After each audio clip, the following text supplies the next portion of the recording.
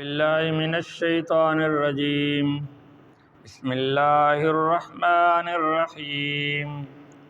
يا أيها الذين آمنوا إن من أزواجكم وأولادكم عدوا لكم فاحذروهم وإن تعفوا وتصفحوا وتغفروا فإن الله غفور رحيم. إنما أموالكم وأولادكم فتنة والله عنده أجر عظيم. فاتقوا الله ما استطعتم واسمعوا وأطيعوا وأنفقوا خيرا لأنفسكم ومن يوق شح نفسه فأولئك هم المفلحون. إن تقرضوا الله قرضا حسنا يضاعفه لكم ويغفر لكم والله شكور حليم. عالم الغیب والشہادۃ العزیز الحکیم. صدق اللہ العظیم.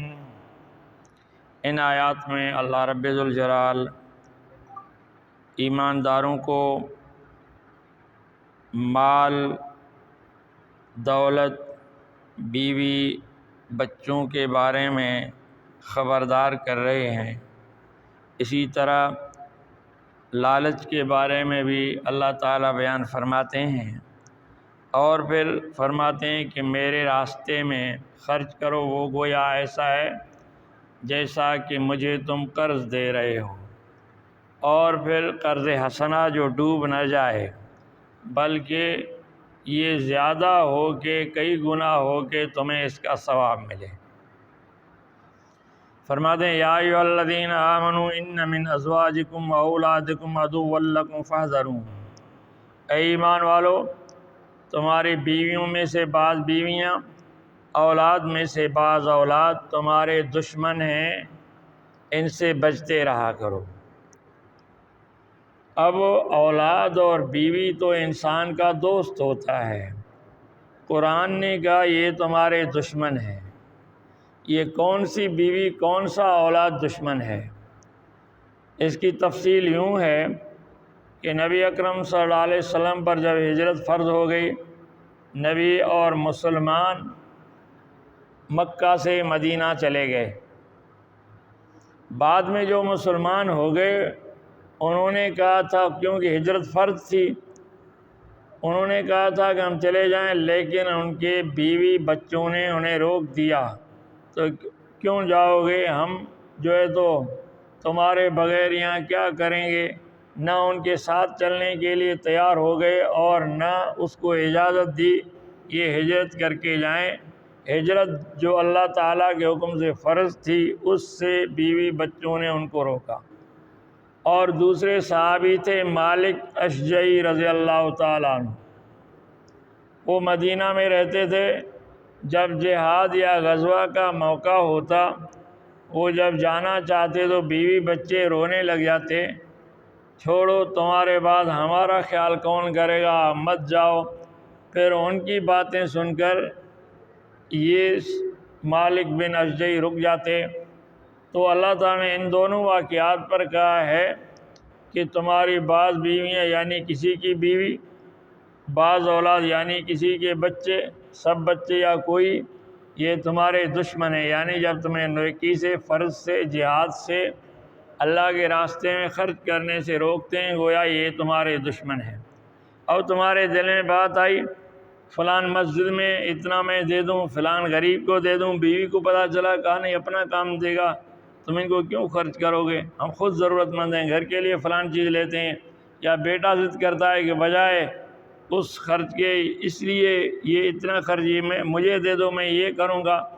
اسی طرح یہ بھی ایک قسم کے دشمن ہو گئے. اور دوسرا بیوی بچے زیادہ پیسے مانگنے لگ جائیں جو حلال سے اتنی کمائی نہ ہو، بندہ ان کی وجہ سے حرام میں لگ جائے، تو یہ بھی گویا ایک قسم کے دشمن ہیں. باپ تو نیکی کرنا چاہتا ہے، بچے خود بھی نیکی نہ کریں، ان کے راستے میں رکاوٹ بنے یا بیوی رکاوٹ بنے، تو گویا یہ تمہارے دشمن ہیں.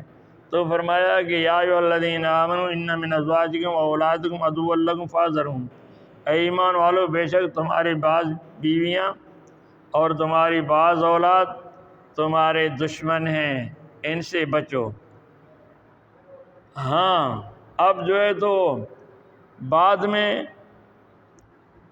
ان سے پھر دشمنی نہ رکھو، ان سے بغض نہ رکھو، بلکہ انہیں سمجھاتے رہو، کوشش کرو، تم اپنی طرف سے کوشش کرو، خود بھی نیک بنو، ان کو بھی نیکی کی کوشش کرو۔ اگر وہ اپنی غلطی تسلیم کر لیں تو ان کو معاف کرو۔ فرمایا وَإِن تَعْفُوا وَتَصْفَحُوا وَتَغْفِرُوا فَإِنَّ اللَّهَ غَفُورٌ رَحِيمٌ۔ وہ اگر معافی مانگیں تو ان کو معاف کرو اور درگزر کرو، ان کو بخش دو، کیونکہ جب کوئی توبہ کرتا ہے تو اللہ تعالیٰ بھی ان کو معاف کرتا ہے اور ان کو بخشتا ہے۔ اللہ ہی معاف کرنے والا اور بخشنے والا ہے۔ انما اموالکم واولادکم فتنہ، تمہارا مال اور تمہاری اولاد تمہارے لیے امتحان ہے۔ مال کی محبت انسان حرام کام میں مبتلا ہو جائے، ناجائز کام میں مبتلا ہو جائے، یا مال کی محبت میں اللہ کے راستے میں خرچ نہ کرے، اولاد کی محبت میں حرام کے کام میں مبتلا ہو جائے، اولاد کی محبت میں زکوٰۃ نہ دے، اولاد کی محبت میں اللہ کے راستے میں خرچ نہ کرے، اولاد کی محبت میں نیکیوں کے لیے نہ نکلے، تو یہ گویا تمہارے امتحان ہیں۔ اور دوسرا جو مال ہے اس کا کمانے کا بھی حق ہے، یعنی جو ہم پیسہ کماتے ہیں اس کا حق یہ ہے کہ اسے حلال طریقے سے کمایا جائے، حرام طریقے سے کمایا نہ جائے۔ اور دوسرا اس کو خرچ بھی جائز اور حلال طریقے سے کیا جائے، حرام جگہ اس کو خرچ نہ کیا جائے۔ یہ مال کے دو حق ہیں۔ تیسرا حق یہ ہے کہ اللہ کے راستے میں اسے ضرور دیا جائے، اسے خرچ کرنا چاہیے، اس کی زکوٰۃ وغیرہ دینی چاہیے، خیرات صدقہ دینا چاہیے، یہ مال کا حق ہے۔ اگر یہ ہمارے لیے امتحان ہے، اگر مال کا حق ہم نے ادا کیا، یعنی کمائی صحیح طریقے سے کی، خرچ صحیح طریقے سے کیا، اللہ کے راستے میں لگا دیا، تو یہ اس مال کے امتحان میں ہم کامیاب ہو گئے۔ اسی طرح اولاد ہے، بیوی بچے ہیں، ان کی محبت میں اگر ہم دین سے ہٹ گئے تو پھر اس امتحان میں ناکام ہو گئے۔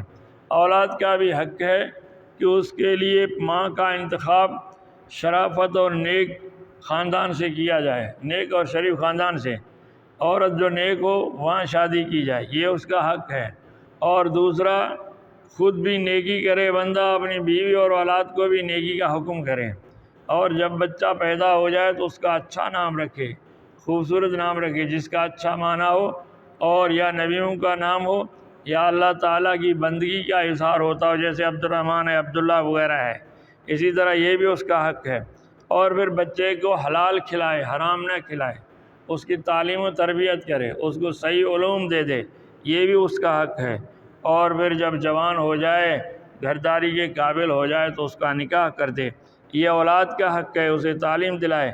اگر یہ حقوق ادا نہیں کیے تو اولاد کے امتحان میں ناکام ہو گیا ہے، اگر یہ حق ادا کیے تو کامیاب ہو گیا۔ اسی طرح بیوی کے بھی حقوق ہیں، اگر صحیح طریقے سے ادا کیے تو کامیاب ہو گیا، اگر صحیح طریقے سے ادا کیے تو ناکام ہو گیا۔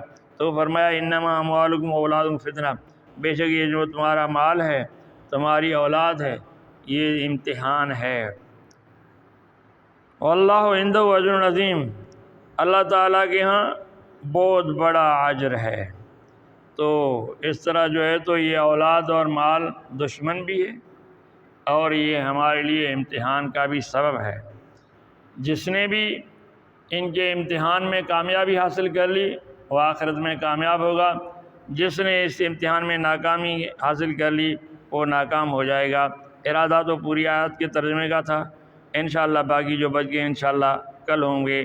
وآخر دعوانا الحمدللہ رب العالمین۔